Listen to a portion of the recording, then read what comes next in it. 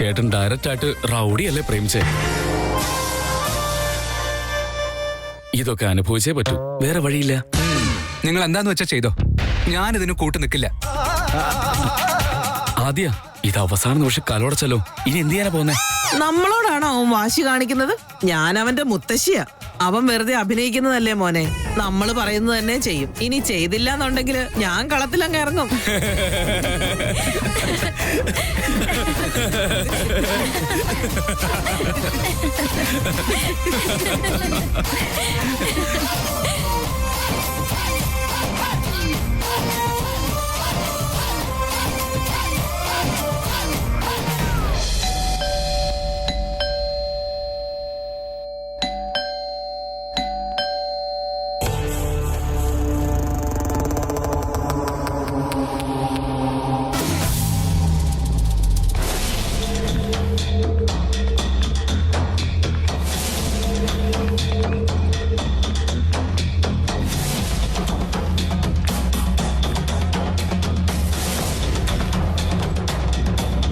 വേദാന്ത് മേനോന്റെ വീട് ഇത് തന്നെയല്ലേ?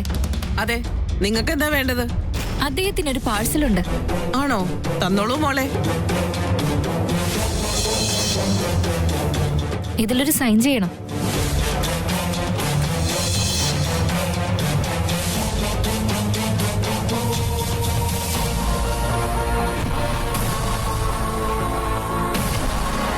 അപ്പൊ ഞാൻ പോട്ടെ മുത്തശ്ശി.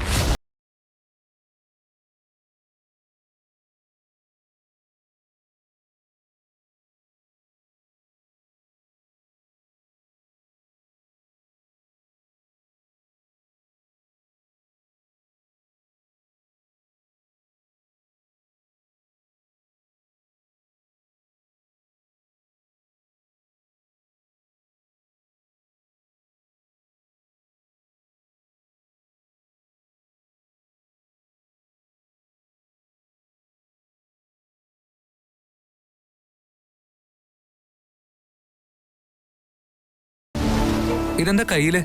അങ്ങോട്ടേക്ക് കൊണ്ടുപോകാനുള്ളതാണോ? ഇത് അവള് തന്നെ അയച്ചതാ. നീയൊന്നും അറിയാത്തതുപോലെ എന്റെ അടുത്ത് അഭിനയിക്കൊന്നും വേണ്ട. ഇതിവിടെ എത്തുന്നതിന് മുമ്പ് അമൂല്യ നിന്നെ ഫോൺ ചെയ്ത് പറഞ്ഞിട്ടുണ്ടാവുമല്ലോ. എന്നോടൊന്നും പറഞ്ഞില്ലല്ലോ. എന്താ ഇതില്? അവൾ എന്താ അയച്ചത്? പറഞ്ഞില്ലേ? അപ്പോ പിന്നെ നിനക്ക് സർപ്രൈസ് തരാൻ വേണ്ടി തന്നെ ചെയ്തതായിരിക്കും. സോറി മോനെ, എനിക്ക് ആകാംക്ഷ കൂടിയത് കൊണ്ട് ഞാനത് ഓപ്പൺ ചെയ്ത് നോക്കി. ഇതിലൊരു കോട്ട ഉള്ളത്, മറ്റൊന്നുമില്ല. അതൊന്നും സാരമില്ല മുത്തശ്ശി. ഈ കോട്ട് കൂടി ഇട്ടിട്ടാണ് നീ ഇന്ന് പോകുന്നതെങ്കിൽ നല്ല ഭംഗിയുണ്ടാവും. നിനക്ക് വേണ്ടി അവൾ ആഗ്രഹിച്ചു വാങ്ങിച്ചതാണെന്ന് തോന്നുന്നു. ഇന്ന് പോകുമ്പോ നീ ഇതുകൂടി ഇട്ടിട്ട് വേണം പോകാൻ. അത് കണ്ടാൽ അവൾക്ക് ഒരുപാട് സന്തോഷാകുമല്ലോ. അമ്മു ഇത് കാത്തിരിക്കായിരിക്കില്ലേ അവിടെ? ഹൈക്കമാൻഡിന്ന് ഇത്രയും വലിയ നിർദ്ദേശം വരുമ്പോ ഞാനതെങ്ങനെ വേണ്ടാന്ന് വെക്കുക? ഇത് ഇട്ടിട്ട് തന്നെ പോയിക്കോളാം. കുറച്ചുകൂടി കഴിയുമ്പോ തിരുമേനി വരും. ഇവിടെ ഒരു കാര്യങ്ങളും റെഡി ആയിട്ടില്ല. ഞാനൊന്ന് പോയി നോക്കട്ടെ.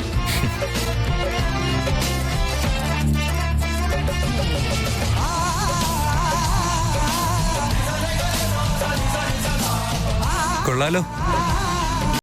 അല്ലേലും അമൂല്യയുടെ സെലക്ഷൻ അടിപൊളിയല്ലേ? എന്റെ കാര്യം തന്നെ നോക്കിയാ പോരെ?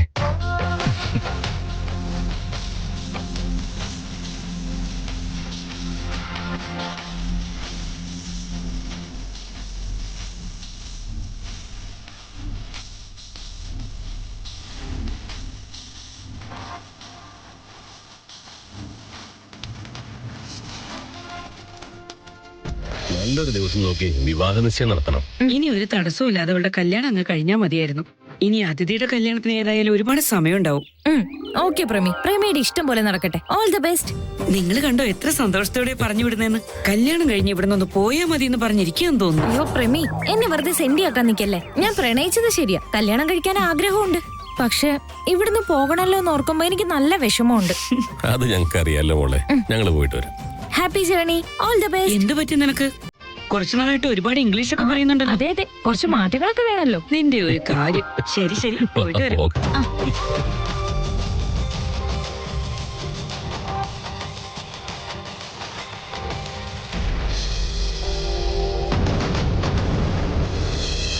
അത് കരക്കി. ഞാൻ പറഞ്ഞതുപോലെ തന്നെ നിങ്ങളെല്ലാം ഭംഗിയായിട്ട് ചെയ്തു. ഞാൻ എന്താണോ ഉദ്ദേശിച്ചത് അതുപോലെ തന്നെ അവരുടെ നെഞ്ചിലൊരു കത്തി കുത്തി ഇറക്കിയതുപോലെ.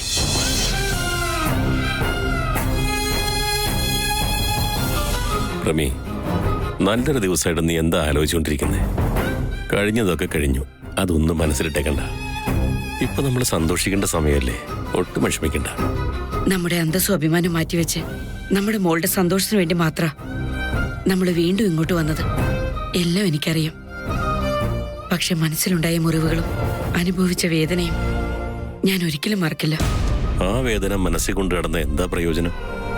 നമ്മുടെ മകൾക്ക് വേണ്ടിയല്ലേ നമ്മൾ വന്നത്. അങ്ങനെ തന്നെയാണ് ഞാൻ സമാധാനിച്ചത്. പക്ഷെ സുഹാസിനിയുടെ മുഖം ഞാൻ വീണ്ടും കാണുമ്പോ വീണ്ടും ഞാൻ എല്ലാം ഓർമ്മിച്ചു പോകും. ഒരു ദ്രോഹവും ചെയ്യാതെ നമ്മളെ ഒരുപാട് വേദനിപ്പിച്ച ആളാ സുഹാസിനി. പ്രായോഗികമായിട്ട് ചിന്തിക്കേണ്ടി റമി.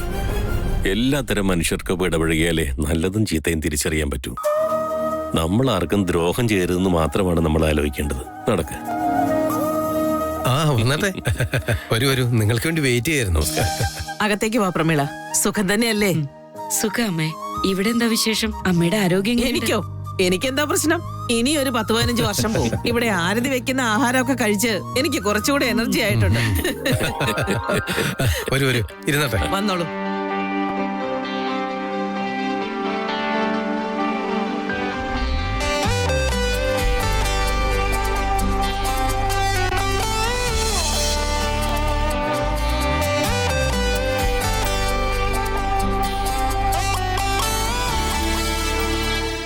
എന്തു പറ്റി പ്രമീളെ? എന്താ പ്രശ്നം? എന്തോ ഒരു വിഷമമുള്ളതുപോലെ. എന്താണെങ്കിലും പറഞ്ഞോളൂ. അങ്ങനെയൊന്നുമില്ല. വെയിലത്തല്ലേ വന്നത്, അതിന്റെ ഒരു ക്ഷീണമുണ്ട്.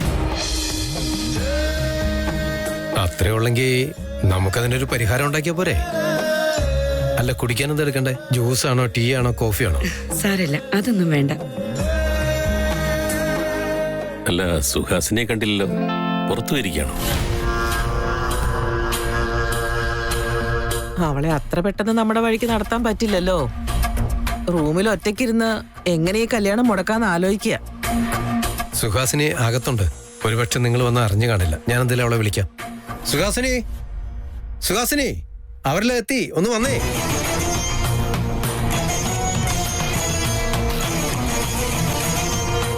ഞങ്ങളെ അപമാനിച്ചിറക്കി വിട്ടവരുടെ വീട്ടിൽ എന്റെ മകളെ കല്യാണം കഴിപ്പിച്ചയക്കുന്ന കാര്യം സംസാരിക്കാൻ വേണ്ടി വീണ്ടും വരേണ്ടി വന്നില്ല. ഈശ്വര, ഞാൻ എല്ലാം നിന്റെ കയ്യിൽ ഏൽപ്പിക്കുക. ഈ അധിക പ്രസംഗി ഞങ്ങളാരും അറിയാതെ ഈ കല്യാണം മുടക്കാൻ എന്തെങ്കിലും ഒപ്പിക്കുകയാണെങ്കിൽ അതോടെ കഴിഞ്ഞു. അമൂല്യ, അമൂല്യ, അമൂല്യ. ഇവിടെ കേറുന്നത് വരെ മഴയൊന്നും പെയ്തില്ല. പക്ഷെ ഈ ഡ്രാക്കുള വീട്ടിലോട്ട് കാലെടുത്ത് വെച്ചപ്പോ മഴ പെയ്യുന്നത് കണ്ടിട്ട് എനിക്ക് പേടിയാകുവാ. മഴ നമ്മൾ ഉദ്ദേശിക്കുന്ന സമയത്താണ് പെയ്യുന്നത്. അതിന് തോന്നുമ്പോ പെയ്യും, അതിന് തോന്നുമ്പോ നിൽക്കും. ശുഭകാര്യങ്ങൾക്ക് ഇത് നല്ല സിഗ്നലാണ്. അയ്യോ സിദ്ധാർത്ഥ് സാർ, എന്നാൽ ഇത്ര പെട്ടെന്ന് എങ്ങനെയാ മഴ പെയ്യുന്നത്? ഇത് ഉറപ്പായിട്ടും ഡ്രാക്കുള ഹൗസ് എഫക്ട് തന്നെയാ. പേടിയാവും. അമൂല്യ, അയ്യോ ചേട്ടാ, അവിടെ നിക്ക്. എങ്ങോട്ടായി ചാടിക്കറി പോന്നേ? അയ്യോ അമൂല്യ കാണാൻ മോളെ. അയ്യോ, ചേട്ടനകത്തേക്ക് എൻട്രി ഇല്ല. അതിനുള്ള ടിക്കറ്റ് ഇതുവരെ കിട്ടിയില്ലല്ലോ. അതുവരെ ഫ്രീ എൻട്രി തരാൻ പറ്റില്ല. ചേച്ചി റെഡി ആയിക്കൊണ്ടിരിക്കുന്നേ ഉള്ളൂ. അതുവരെ ചേട്ടനൊന്ന് വെയിറ്റ് ചെയ്തേ പറ്റൂ. പെണ്ണ് കാണാനുള്ള പെണ്ണ് റെഡി ആയിക്കൊണ്ടിരിക്കുക. ഏയ് തീറ്റ പണ്ടാരം, എന്താടി ഇത്? വേദാന്ത് അതിനു വേണ്ടിയൊന്നും വന്നതല്ല. ആ, നിങ്ങളുടെ വേദാന്തിനെ കാണാൻ ഞങ്ങളുടെ ചേച്ചി ആ മുതിക്ക് റെഡി ആവുന്നേ ഉള്ളൂ. എന്നുവെച്ചാ എന്താണെന്ന് എന്റെ ചേച്ചി വരുമ്പോ നിങ്ങൾക്ക് മനസ്സിലാവും. അതുവരെ നിങ്ങളൊന്ന് വെയിറ്റ് ചെയ്യേ. ചേച്ചിയെ കണ്ടിട്ട് നിങ്ങൾ ഞെട്ടാൻ പോവല്ല. എക്സ്ക്യൂസ് മീ, മേഡത്തിനെ കണ്ടി ഞങ്ങൾ ഞെട്ടാൻ പോവാന്നല്ലേ പറഞ്ഞേ? പക്ഷെ അതിഥിയുടെ കോലം കണ്ടിട്ടാണ് ഞങ്ങൾക്ക് ഇവിടുത്തെ യു ടേൺ എടുത്ത് പോകാനാ തോന്നുന്നേ. എന്താണോ പറ്റിയേ? അല്ല, ഇത്രയും നേരം മഴ പെയ്യായിരുന്നു, പെട്ടെന്ന് അത് നിന്നത് ശ്രദ്ധിച്ചോ? ഇത് ഡ്രാക്കുള ഹൗസ് തന്നെയാ. കൊണ്ട് വല്ലാത്ത ശല്യമല്ലോ. മഴ, ഡ്രാക്കുള, ഗോഡ്സില എന്നൊക്കെ പറഞ്ഞു. മഴ തോന്നുമ്പോ പെയ്യും, തോന്നുമ്പോ നിൽക്കും. നിനക്കെന്താ പ്രശ്നം? എന്തിനാ ഞങ്ങളുടെ വീടിനെ ഡ്രാക്കുള ഹൗസ് എന്ന് പറയുന്നത്? ഇനിയും പറഞ്ഞാലുണ്ടല്ലോ ശരിക്കും. അയ്യോ, എന്നെ വെറുതെ വിടാൻ പറയണേ.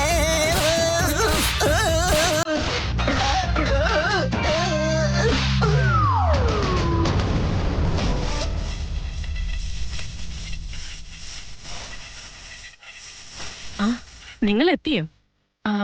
വന്നിട്ട് ഒരുപാട് നേരമായോ? നിങ്ങൾ വന്ന കാര്യം ഞാൻ അറിഞ്ഞില്ലേ. സുഖല്ലേ? ആ, സുഖമായിട്ടിരിക്കണം. ഇവിടെ എന്താ വിശേഷം? എല്ലാവർക്കും സുഖം.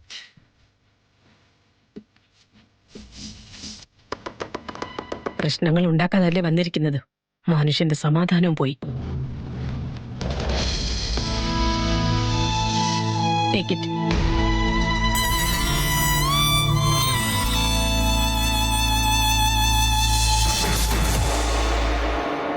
ഇവര് വന്നിട്ട് ഒരുപാട് സമയമൊന്നും ആയില്ല, വന്ന് കേറിയതേ ഉള്ളൂ. ആ പ്രമേള എന്താ ആലോചിക്കുന്നേ?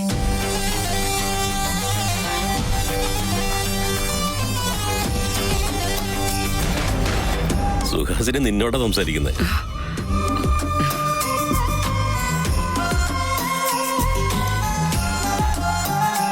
അല്ല എന്തു പറ്റി?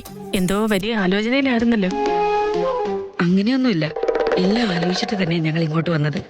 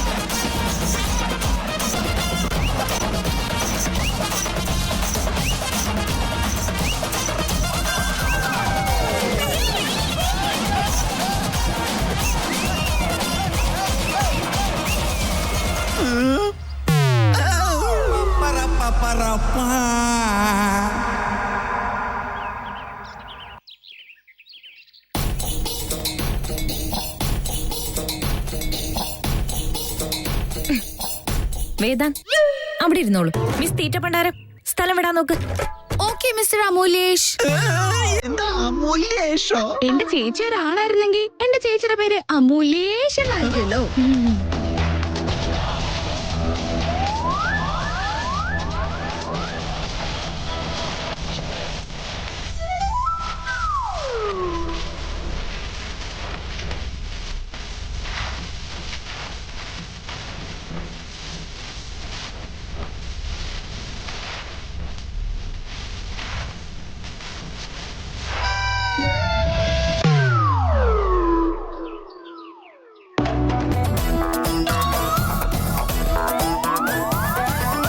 പറഞ്ഞോളൂ ബോസ്, വേറൊന്നും ചിന്തിക്കണ്ട, നമ്മുടെ ഇമേജിനെ ബാധിക്കും.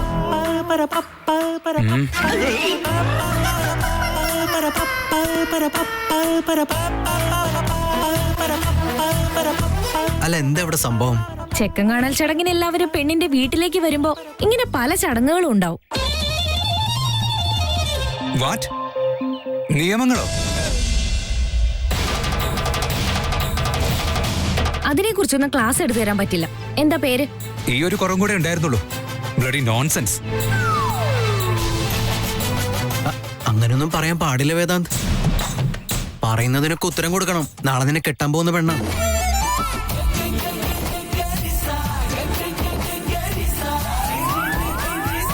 ഇവളോട് ഒരിക്കലും അങ്ങനൊന്നും സംസാരിക്കാൻ പാടില്ല.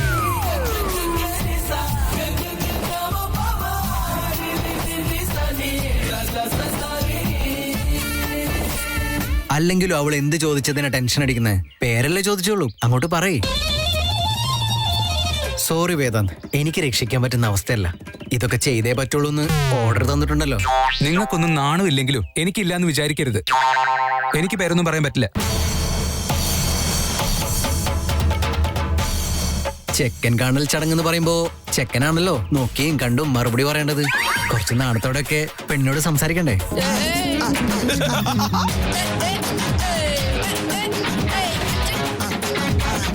കാണാൻ വന്ന പെണ്ണിനെ ദേഷ്യം പിടിപ്പിക്കാൻ പാടില്ല. ഞാനും ഇവളും പ്രണയത്തിലാണ്. ഇവൾ എന്നെ സ്നേഹിച്ചത് സത്യമാണ്. അത് കൊള്ളാലോ. ചെക്കന് അവന്റേതായിട്ടുള്ളൊരു വ്യക്തിത്വം ഉണ്ടല്ലോ. ആണുങ്ങളാകുമ്പോ അങ്ങനെ വേണം. എല്ലാവരും ഇതുപോലെയൊന്നും അല്ല. ഈ ചെറുക്കനെ എനിക്ക് ഇഷ്ടപ്പെട്ടു. കണ്ടിട്ട് ചെറുക്കൻ അത്ര നാണക്കാരനല്ലെന്ന് തോന്നുന്നു. എന്നാലും കുഴപ്പമില്ല, കല്യാണം കഴിഞ്ഞിട്ട് ഞാൻ തന്നെ പഠിപ്പിച്ചു കൊടുക്കാം.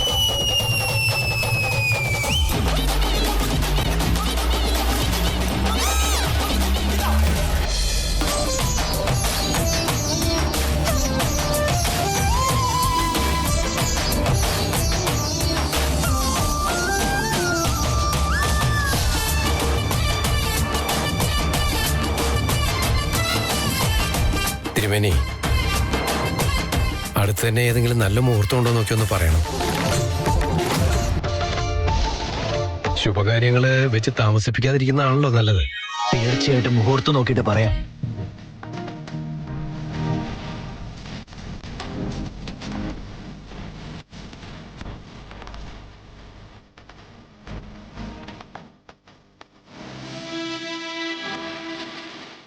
പെട്ടെന്നാണെങ്കിലും വൈകിട്ടാണെങ്കിലും ശരി, മറ്റുള്ള അഭിപ്രായ വ്യത്യാസങ്ങളോ തടസ്സങ്ങളോ ഒന്നുമില്ലാതെ ഒന്ന് നടന്നു കിട്ടിയാൽ മതി. ഇനിയും വെച്ച് താമസിപ്പിച്ച പ്രശ്നങ്ങളുടെ എണ്ണവും കൂടും. ഈ സുഹാസിനി മറ്റെന്തെങ്കിലും പ്ലാൻ ചെയ്യുന്നതിന് മുമ്പ് എത്രയും പെട്ടെന്നൊരു മുഹൂർത്തം കണ്ടുപിടിക്കണം. അവൾക്ക് ആലോചിക്കാനുള്ള സമയം കൊടുക്കാൻ പാടില്ല.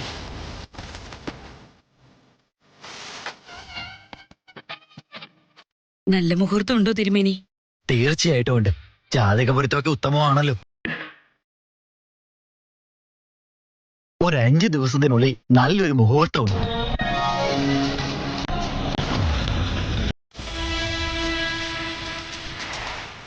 എന്തു പറയുന്നു? ആ മുഹൂർത്തം ഉറപ്പിക്കട്ടെ.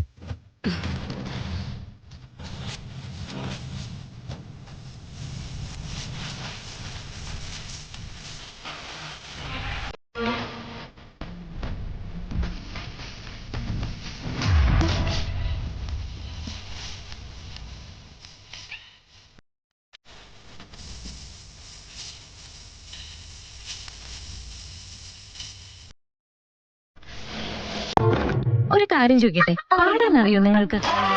വാട്ട്?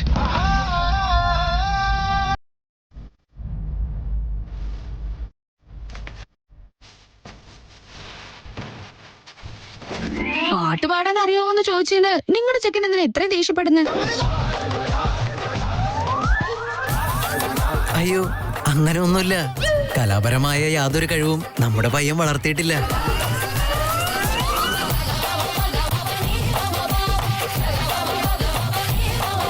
പിന്നെ വളരെ നന്നായി ജോലി ചെയ്യും. അതിന് മാത്രം ഒരു കുറവുമില്ല. പിന്നെ നമ്മുടെ പയ്യൻ വീട്ടിലെ ജോലിയൊക്കെ വളരെ നന്നായിട്ട് ചെയ്യാറുണ്ട്. ഓ, അങ്ങനെയാണോ? അതെന്തായാലും നന്നായി. നല്ല സംസ്കാരത്തോടെ വളർത്തിയ പയ്യനാണല്ലോ. പിന്നെ വീട്ടിലെ പാത്രം കഴുകാനും അയൺ ചെയ്യാനും ഒക്കെ അറിയാലോ അല്ലേ?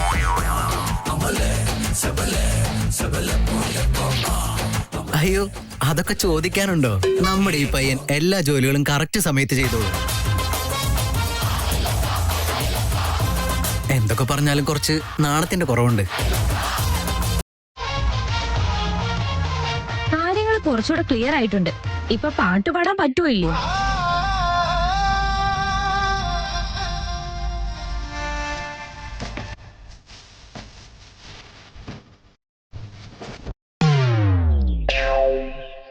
ബോസ്, ഇനിയും അതറിയില്ല എന്ന് പറയണ്ട. നമ്മുടെ ഇമേജിന്റെ പ്രശ്നമാ. ഒരു പാട്ടങ്ങ് പാടിക്കൊടുക്ക് ബോസ്. ഇനി ഓരോ കാര്യങ്ങൾ പറഞ്ഞ് സൗണ്ട് ഇല്ലാന്ന് പറഞ്ഞാൽ ഇവര് വിശ്വസിക്കുമെന്ന് തോന്നുന്നില്ല. ഒരു പാട്ട് പാടിക്കൊടുക്കുക വേദാന്ത്. എനിക്ക് പാടാനൊന്നും അറിയില്ല സിദ്ധാർത്ഥ്.